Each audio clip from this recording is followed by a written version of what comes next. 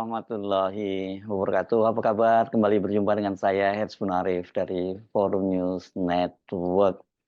Presiden Jokowi ini kurang dari 3 bulan akan segera mengakhiri jabatannya. Jadi ini jabatan periode yang kedua dan menjelang akhir jabatan ini kita makin banyak disuguhi fakta-fakta dan data bahwa ambisi besar Presiden Jokowi untuk membangun infrastruktur di Indonesia itu akan menjadi beban besar bagi pemerintahan Prabowo Gibran, tapi juga yang lebih berat lagi itu bagi rakyat Indonesia. Ini banyak sekali proyek-proyek infrastruktur ini kalau tidak mangkrak, ya rakyat yang harus menanggung utang dalam jangka panjang dan bahkan jangka panjang itu benar-benar panjang ya karena ada utang-utang yang bisa jatuh tempo sampai 50 tahun yang akan datang, tapi ada juga ya bahkan yang diperkirakan bisa sampai 100 tahun lebih, satu abad ke depan kita masih menanggung hutangnya. Yang paling mengkhawatirkan tentu saja adalah IKN. Ini yang tanda-tandanya bakal mangkrak itu sudah di depan mata. Nah, yang kabar terbaru ini adalah soal kereta api cepat Cina Jakarta-Bandung yang sekarang ini diberi nama Wush gitu ya. Dan ini nanti yang saya sebut utang itu bisa ditanggung oleh kita itu sampai 1 abad lebih. Bagaimana ceritanya? Nanti data-datanya saya paparkan buat Anda. Hari Rabu kemarin, tanggal 24 Juli 2024 itu Presiden Jokowi memanggil Direktur Utama Kereta Cepat Indonesia Cina, itu nama resminya, yakni KCIC, Dwiana Slamet Riyadi, dan Wakil Menteri BUMN Kartika Wirjoatmojo atau sering disebut sebagai Tiko. Jokowi tampaknya ini mulai khawatir, mulai ketar-ketir karena target penumpang WUS itu tidak tercapai. Target penumpang hariannya tidak tercapai, apalagi kalau kemudian akumulasinya ya. Dari target sebesar 29.000 penumpang per hari, ternyata sekarang ini puncaknya saja kan ini baru mencapai 24.000. Artinya apa? Ya perusahaan dipastikan tidak akan bisa mencicil utang dan bunga pinjaman ke Cina ini sebesar 226 miliar per bulan selama 30 tahun. Itu ya tampaknya tidak mungkin bisa dibayar. Ada gede ya, 226 miliar per bulan itu. Itu karena ini merupakan cicilan dan bunganya. Dan ujung-ujungnya siapa lagi yang harus bayar? Ya pemerintah. Gitu. Dan kalau pemerintah itu dari mana dananya? Dari APBN. Dan kalau dari APBN itu ya berarti itu adalah duit rakyat, duit Anda semua, duit kita, duit dari pajak kita gitu. Jadi berarti kan sebenarnya kereta api cepat Cina nanti yang harus nanggung utangnya ya rakyat Indonesia, dan itu bukan hanya kita-kita sekarang yang masih hidup, nanti bahkan anak-anak kita dan anak cucu cicit kita yang belum lahir pun kemungkinan besar dia akan menanggung. Ini pasti banyak yang bilang saya bombastis, dan kemudian kalau ada pendukung dari Pak Jokowi pasti ini akan membantahnya, bahkan bukan hanya membantah, pasti akan menyebutnya hoax gitu ya. Tapi mari kita simak data-data berikutnya ini supaya benarkah apa yang saya sampaikan ini hoax atau fakta, dan Anda tidak mau melihat data dan fakta itu karena saking cintanya Anda pada Pak Jokowi, jadi mata hati Anda dan akal pikiran Anda sudah tertutup. Cerita-cerita yang model begini kan sebenarnya merupakan cerita yang berulang ya. Awalnya ketika Pak Jokowi itu mengumumkan akan membangun kereta cepat Cina yang kemarin itu kata Pak Luhut itu ketika mau diresmikan ini pada bulan Agustus tahun 2023 itu katanya itu akan menjadi kado besar bagi bangsa Indonesia, kado istimewa bagi bangsa Indonesia ketika merayakan ulang tahun kemerdekaan RI yang ke-78. Yang terjadi bukan kado besar, bukan kado istimewa, tapi hutang besar, hutang yang istimewa. Nah, kita tahu sejak awal kan katanya, seperti dikatakan oleh Pak Jokowi itu dalam berbagai kesempatan sebelum proyek ini berjalan, itu tidak akan menggunakan APBN. Bahkan disebutkan diharamkan duit rakyat itu untuk pembangunan kereta cepat Cina. Karena katanya ini skema bisnisnya itu adalah B2B alias business to business. Tapi kan belakangan kemudian kita tahu bahwa dananya kemudian menggunakan APBN. Begitu juga ketika biaya pembangunannya itu membengkak gitu ya. Itu jumlahnya naik sangat signifikan dan akhirnya itu semuanya itu ditambal dari APBN.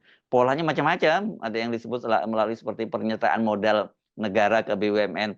Itu kan sebenarnya juga duit rakyat juga ya, jadi jangan dianggap itu duitnya BUMN. Cara pembukuan BUMN itu ya memang kemudian itu udah jadi duitnya BUMN, dan katanya kalau duit BUMN itu terpisah dari negara, tapi kan asalnya itu juga dari APBN.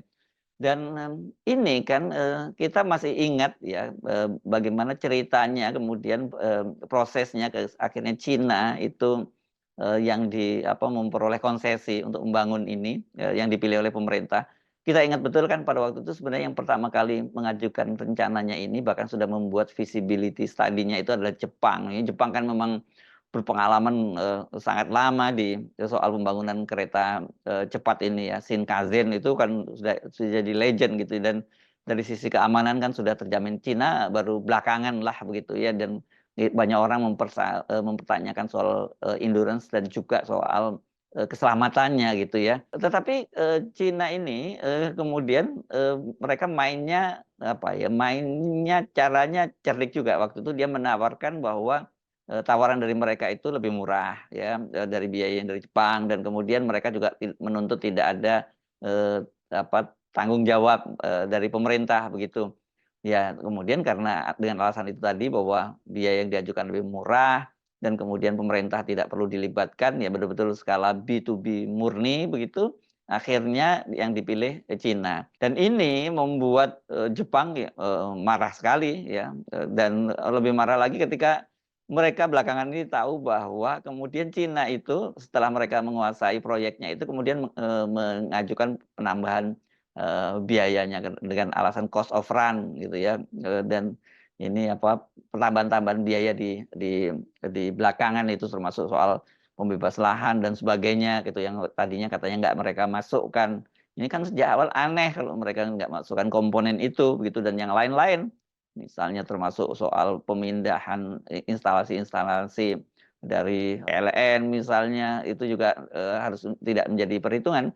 Nah ini yang kemudian membuat cost-nya membengkak, dan kemudian terpaksa mau nggak mau pemerintah harus menambah utangnya, atau perusahaan-perusahaan BUMN yang diserahi proyek infrastruktur ini begitu disebutnya, proyek penugasan ini kemudian terpaksa menambah utang lagi ke Cina begitu ya.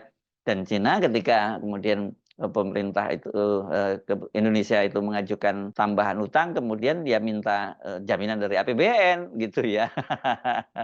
Pada waktu itu utangnya bunganya lumayan tinggi 3,2%, dan Pak Luhut sampai terbang ke Cina untuk coba menegosiasikan bunganya bisa turun sampai 2%, tapi ternyata nggak berhasil juga. Ya, jadi kenapa Cina minta jaminan dari pemerintah? Karena kelihatannya mereka sebenarnya sudah tahu bahwa proyek ini sejak awal tidak akan untung. Jadi kalau rugi mereka kemudian memberikan pinjaman. Nah, siapa yang akan bertanggung jawab kalau pemerintah tidak mau menjamin? Jadi memang ini sejak awal pembangunannya saja sebenarnya kasus ini kereta api cepat Cina ini sudah bermasalah begitu, dan kemudian terus menerus sampai kemudian pembangunannya bermasalah, dan setelah beroperasional sekarang juga jadi masalah gitu ya. Jadi kita ingat mengapa waktu itu Menteri Perhubungan yang masih dijabat waktu itu oleh Ignatius Johan yang pernah dia menjadi dirut kereta api dan sukses mengelola kereta api, kan dia menolak ya, dan dia menolak proyek ini, dan bahkan dia ini luar biasanya tidak hadir ketika Presiden Jokowi melakukan groundbreaking. Alasan dari Jonan pada waktu itu ya ini dianggap sebagai satu proyek pemerintah yang tidak berkeadilan karena terlalu Jawa sentris. Mengapa mesti bangun kereta api cepat di Jawa, padahal kan sebenarnya untuk ke Bandung itu banyak alternatif transportasi yang lain. Ini juga banyak disoal oleh para pengamat. Mengapa mesti bangun kereta api cepat ke Jakarta Bandung? Karena sebenarnya kan moda transportasi ke Bandung itu sekarang kan sudah luar biasa banyak, selain jalan tol itu, dan jalan tol itu kan macam-macam, nanti orang bisa menggunakan kendaraan pribadi, menggunakan travel dan sebagainya. Terus kemudian ada juga jalur kereta yang selama ini kereta api tradisional kita sebutnya begitu ya, yakni Argo Parahyangan gitu, yang setiap hari digunakan oleh mereka yang mundar-mandir Jakarta Bandung dan senang naik kereta. Dan jangan lupa masih ada pesawat ya, pesawat dari Jakarta ke Bandung itu dari Halim biasanya. Saya nggak tahu sekarang, saya sudah lama nggak menggunakan pesawat terbang dari Jakarta ke Bandung. Tapi yang jelas alternatifnya banyak sekali. Kenapa mesti ditambah lagi dengan moda transportasi kereta api cepat begitu? Nah, padahal di luar wilayah Jawa kan soal transportasi ini kan, infrastruktur transportasi ini masih sangat terbatas. Pada waktu itu banyak dugaan bahwa ini adalah lobi-lobi dari para pengembang, karena betul pada waktu itu rencananya kan di kawasan Karawang ya, itu kan ada satu perumahan baru yang waktu itu diinisiasi oleh grup Lipo yang disebutnya sebagai Meikarta ya. Dan memang dari perencanaan semula itu di Meikarta ini akan dibangun satu stasiun atau dimakan stasiun terpadu TOD-nya begitu, dan orang bisa berhenti di Meikarta gitu. Dan itu pun waktu itu jadi pertanyaan, kalau kereta cepat kok terlalu banyak stasiunnya, itu kan akan mengurangi kecepatan dari kereta tersebut. Tapi belakangan ini rupanya kereta stasiun itu dibatalkan, dan sementara proyek Meikarta juga yang katanya akan jadi kota baru pun juga sekarang kan mangkrak. Banyak sekali persoalan, dan banyak para konsumen yang menuntut pengembang karena mereka sudah membayar tapi sampai sekarang bangunannya belum ada begitu ya. Jadi sejak awal banyak orang yang bertanya-tanya, kalau tidak mencurigai begitu, untuk apa sebenarnya membangun jalur kereta api cepat ke Jakarta Bandung itu gitu. Dan pertanyaan yang paling penting itu siapa nanti yang akan jadi penumpangnya. Nah, kenapa pertanyaan ini penting muncul? Ya tadi itu, karena banyaknya moda transportasi itu kan banyak pilihan-pilihan. Dan kalau kemudian kereta api cepat ini tarifnya mahal, kan orang pasti yang tidak terburu-buru tidak akan menggunakan ini. Nah, sebagai gambaran saja, misalnya kereta api Argo Parahyangan milik PT KAI itu yang secara tradisionalnya sudah menghubungkan Jakarta Bandung itu, rata-rata penumpang hariannya itu sekitar 10.000, mungkin pada saat ramenya itu mencapai 15.000. Nah, padahal dari studi awal yang dilakukan oleh sebuah lembaga di ITB itu menyatakan agar segera bisa pulang modal, maka setiap hari itu setidaknya kereta api cepat ini harus dinaiki oleh 60.000 penumpang, begitu ya. Harus ada pelanggan, begitu sebutnya ya, 60.000 itu setiap hari. Ini angka yang sangat tinggi ya, bayangkan tadi dari 10.000 jadi 60.000, itu saya meragukan itu memang sejak awal ini bisa akan tercapai. Jadi karena apa? Karena ini fantastis, apalagi mengingat ini tarifnya yang mahal. Mungkin kalau dia dibikin tarifnya model kayak KRL gitu ya bisa setiap hari bahkan lebih dari 100.000 mungkin bisa, karena tarifnya murah gitu ya. Orang bisa aja iseng ke Jakarta Bandung, jalan-jalan sebentar ke Bandung dan pulang lagi gitu kalau tarifnya murah. Tapi kan ini tarifnya tidak murah, ini tarifnya sangat mahal, dan hanya kelas-kelas menengah ke atas saya kira yang bisa menjangkaunya begitu. Belakangan studi yang dilakukan oleh Universitas Indonesia itu menyebutkan bahwa jumlah penumpangnya itu direvisi gitu ya, menjadi hanya 30.000 orang saja per hari, dan itu sudah bisa secara scale of economic-nya itu bisa tercapai begitu. Tapi ternyata kan sekarang saya baru tahu ternyata hanya 29.000 saja targetnya, dan itu pun juga tidak terpenuhi. Nah, karena kalkulasi yang nggak masuk akal tadi itulah kemudian PT Kereta Cepat Indonesia Cina ini selaku operator kereta cepat Jakarta Bandung meminta penambahan waktu konsesi atau hak operasi sampai 80 tahun. Sebelumnya kan hanya mendapat konsesi 50 tahun. Dan 50 tahun ini pun tadinya waktu di era Pak Jonan juga ditolak gitu ya. Permintaan konsesi sampai 80 tahun itu pernah disampaikan oleh PLT Dirjen Perkeretaapian Kementerian Perhubungan Rizal Wasal. Dia menjelaskan bahwa PT KCIC itu meminta penyesuaian masa konsesi. Sebab menurut Wasal itu KCIC itu menemukan beberapa kendala yang secara kelayakan bisnis itu harus diubah ya. Jadi kalau dalam waktu 50 tahun saja itu nggak mungkin balik, itulah gitu. Jadi dibutuhkan waktu 80 tahun. Itu disampaikan oleh Rizal Wasal itu pada bulan Desember ya, Desember tahun 2022. Ini ketika dia habis rapat kerja dengan DPR. Bayangkan ya, kalau 80 tahun yang akan datang sudah jadi barang rongsok semua itu kereta-kereta cepat itu ya. Sebagai pembanding saya selalu senang membandingkan dengan masa kemerdekaan kita.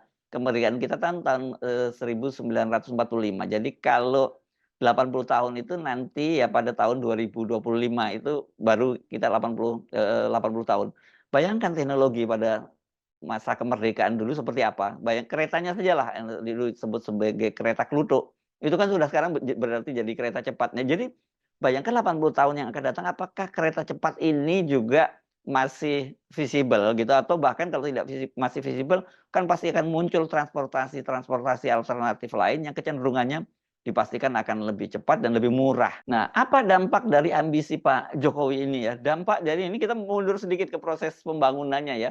Dampak lain dari ambisi Pak Jokowi yang nggak masuk akal ini, beberapa perusahaan BUMN karya itu harus menanggung utang yang sangat besar. Dan PT KAI yang sekarang jadi operatornya itu jadi babak belur cash flow-nya karena mereka yang harus menanggungnya. Direktur Utama Wijaya Karya, Agung Budi Waskita, belum lama ini bikin geger ketika dia membuat pernyataan mengejutkan di depan Komisi 6 DPR RI. Menjawab pertanyaan anggota DPR, ini Agung Budi Waskita mengaku kinerja mereka yang buruk dan perusahaan merugi itu akibat keterlibatan mereka dalam proyek kereta api cepat Cina. Kita itu memang yang paling besar karena dalam penyelesaian proyek kereta cepat Jakarta-Bandung, Pak.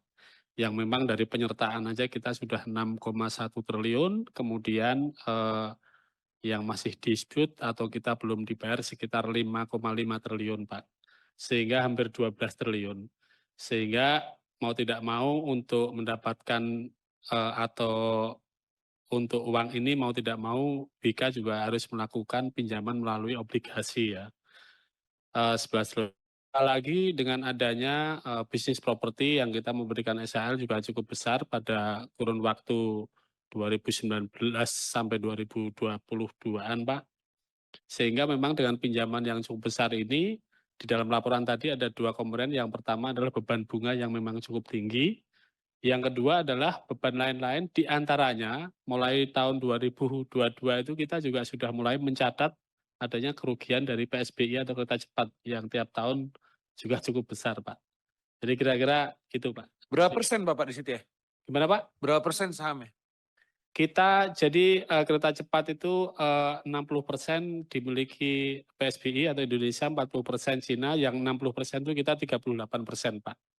Jadi kalau dulu di Perpres kita sebagai leader, tapi sekarang leadernya di KAI, Pak. Tapi kepemilikan kami masih 38%. Mungkin secara garis besar demikian Pak Aris, mungkin secara detail angka nanti kami sampaikan tertulis. Selain Waskita Karya yang juga babak belur itu adalah PT Kereta Api Indonesia. PT Kereta Api Indonesia itu sudah mengajukan permohonan sejumlah proposal keringanan biaya kepada pemerintah untuk menjaga kondisi keuangan Persero karena tadi itu beban utang dari kereta api cepat tadi semakin membesar ya. Jadi ini akibat tadi cairnya tambahan pinjaman dari China Development Bank untuk membiayai pembengkakan biaya atau yang sering disebut sebagai cost of run. Yang jadi masalah ini buat kereta api ini, selain harus menanggung cicilan utang pokok dalam bunga kepada Cina, PT Kereta Api itu juga harus ikut menanggung biaya operasional karena target penumpangnya masih berada di bawah target. Tadi itu ya. Ini akibat penjualan tiket yang belum mencukupi, arus kas perusahaan itu ikut terganggu. Karena kan PT Kereta Api itu sekarang dia berada di konsorsium PT Kereta Api Cepat Cina, Kereta Cepat Indonesia di Cina, dan sekarang malah jadi lead-nya dia. EVP Corporate Secretary PT KAI, Raden Agus Dwinanto itu beberapa waktu yang lalu menyatakan pinjaman untuk menambal pembengkakan biaya proyek kereta cepat Jakarta-Bandung itu menjadi tanggungan PT KAI sebagai pemimpin konsorsium BUMN dalam proyek ini. Bagaimana cara kita melunasinya, kata dia. Ya, kita meminta dukungan karena namanya infrastruktur dibebankan ke operator itu jadi berat sekali. Masa bangun trek itu dibebankan ke kita yang cuma cari tiket? Kan istilahnya begitu. Benar juga ya, mestinya kan yang bangun lain. Nah, kalau ke PT Kereta kan tidak ada kaitannya dengan konstruksi, tapi ini dibebankan juga kepada mereka gitu. Ini Agus ini menyampaikan ke media itu pada bulan April lalu tahun 2024 ini juga, dan bahkan Agus itu secara belak-belakan menyebut kemampuan keuangan PT KAI itu cukup berat untuk membayar utang dan bunga ke China Development Bank. Karena itu mereka wajar dong kalau menuntut kepada pemerintah untuk memasukkan penyertaan modal negara PMN dari APBN. Sekali lagi saya sebut PMN ini dari APBN, berarti duit Anda juga gitu. Di luar suntikan dari APBN itu KAI juga berharap ada stimulus. Ini berupa biaya pembebasan biaya infrastruktur, maintenance dan operation pada kereta konvensional. Karena memang ada imbasnya seperti itu kan, pendapatan mereka dari kereta konvensional kan, dan kemudian menambal untuk kereta cepat kan gitu. Kemudian pembebasan pajak dan pembebasan biaya penggunaan rel atau sering disebut sebagai track access charge. Jadi dari situ sudah jelas ketika target penumpang tidak tercapai, seperti ketika kemarin Jokowi bukan terpaksa, harus memanggil dirut dari kereta cepat dan juga kemudian wakil menteri negara BUMN yang menangani soal ini.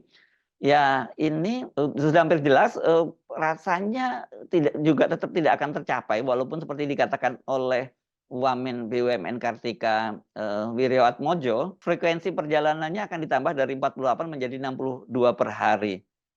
Nah, ini kan bagaimanapun juga kan penambahan ini sekali lagi harus dikaitkan dengan jual demand gitu ya. Jadi persoalannya bukan sudah terjadi penumpukan penumpang dan kemudian tapi armadanya tidak ada gitu ya. Yang terjadi kan ini memang penumpangnya. Jadi kalau toh ditambah frekuensinya dari 48 menjadi 62 hari, terus penumpangnya siapa? Nah kalau sekarang ini Pak Jokowi kelihatannya ketar-ketir karena jumlah penumpangnya tidak memenuhi target dan itu artinya APBN yang akan menambalnya.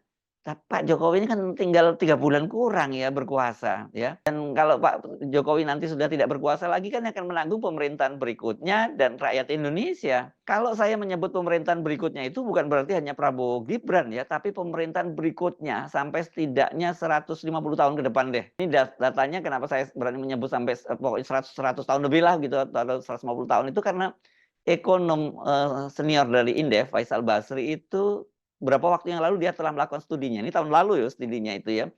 Kereta cepat itu baru akan balik modal setelah lebih dari 1 abad. Itu tepatnya 139 tahun. Itu kata Faisal Basri ya. Kenapa kemudian saya menambahkan jadi 150 tahun?